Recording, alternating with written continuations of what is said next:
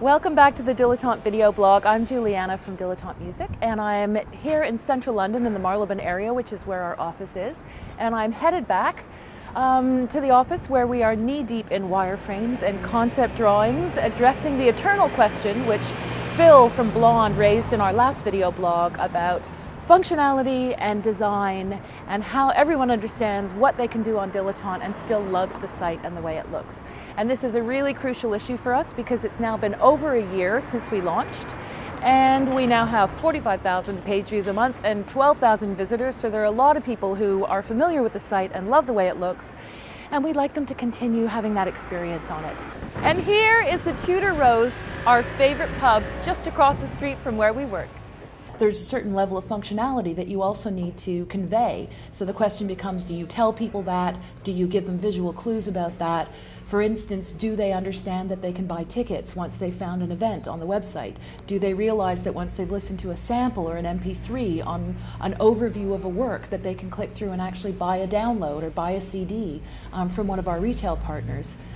So conveying all of that information about what they can do in a way that feels like it's a natural part of what Dilettante is about, and in a way that's also really clear and intuitive. That's the real challenge right now, and that's what we're really focused on.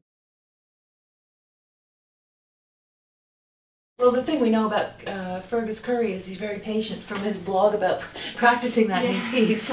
So he's been really diligent about going, and obviously he figured out how the site worked. And he's added recordings and artists and repertoire. I mean, he's got one of the most complete profiles I've seen, I think. Yeah. So if it's at a music tab and they're finding it via music, we have to see how they can use their profile as a jumping off point.